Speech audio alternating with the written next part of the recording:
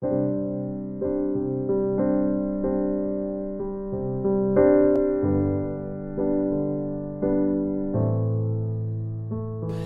realize what is the mind-body connection and learn what is it that we can do to prevent what? To prevent heart attacks, to prevent further cardiac illnesses. The research shows that if you are already stressed out or depressed because the studies are coming out from both ends, for both areas, that we are at 3 to 4 times at risk for a heart event. How many of you knew that? We all know that we get stressed out and depressed because we had a heart event. I mean, that's no-brainer, right? We all know that. But then how many of you knew that if you're already stressed and depressed, you are at greater risk for having a heart event? And after a heart event, if you have not taken care of the stressors and the depression, what happens then? What's next? You are at risk for more heart events. More heart events. It's just like the car, right? If you okay, you get it fixed, you take it home, but you don't do maintenance again. What's it good to do the second time around? Okay? The same thing. And this time worse because you just got it fixed. You have a new battery, you have a new this, you knew that, but you know what? You can't keep it. How many parts you're gonna keep replacing in that car? So we're here to learn what is it that you guys can do. The doctors are doing their part for all of you. What can you do for yourselves? And you might say to me, well, where are you coming from? What do you know about heart disease? You don't look like you've had a heart. And yes, I personally don't have a heart condition, but my husband was very, very young, early 40s, when he had to have a quintuple bypass surgery. Very serious quintuple. And then he had to have, his stitches broke open, so they had to go in and, do a 3-hour surgery after a 7-hour surgery. And the following year, he had to have a stent. This was 10 years ago, knock on wood. I had no clue what cardiac psychology was. I was a wife. All I did was cry, freaking out, like, oh my God, our kids were little, like, what do you do? Who thinks of a young 40-something-year-old, a young man having this condition? Who would think that, right? Nobody thinks that.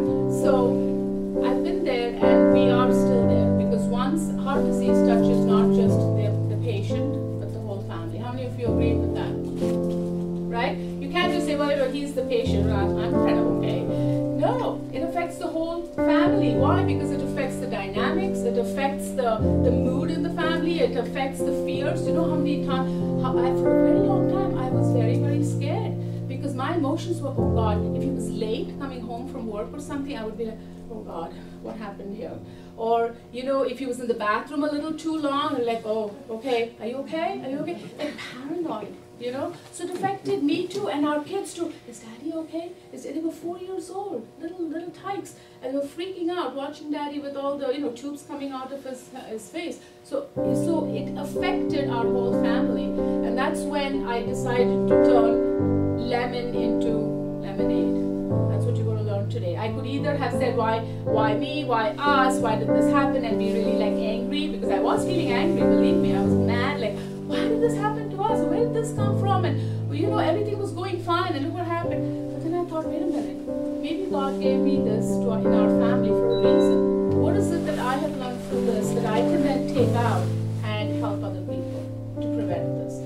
And I've had some amazing stories I can share with you. We don't have the time to do all of that today, but amazing stories of how people have reclaimed their lives. People with 4 heart attacks, bypass surgeries, people who didn't think that they could even walk to the mailbox because they were so afraid. Once you reclaim your power, once you reclaim your sense of I can do this and my life can be normal, it can be normal, completely normal, and you can go along and lead a completely long life. I mean, I've had patients, I have one patient who loved to travel, and she was very, very afraid to go anywhere. She had traveled the world, but she had much more of the world yet to travel, had several heart attacks, bypass, the whole smorgasbord, so to speak.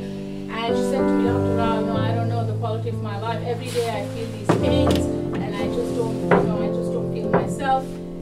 And we started working on some issues and some stuff and helping her to calm down. Do you know what she did? I said to her, what should you just dream? Dream is to travel. I can't travel. I can't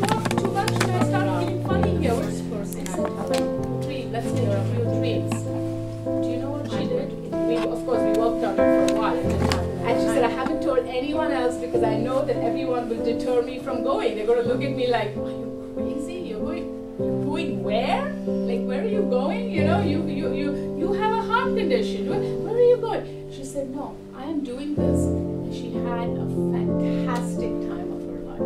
Came back and went on to make other trips. So this is a common story. Once you all learn to take charge of your lives, nothing can stop you.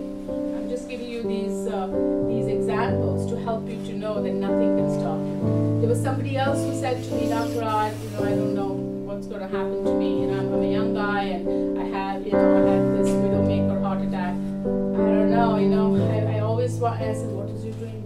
What is your dream? Well, I can't think of my dream right now. Well, what is your dream? So after we worked, his dream was to go to China and climb the wall, the Great Wall. And he said, there's no way I can do that. I've had a widowmaker heart attack.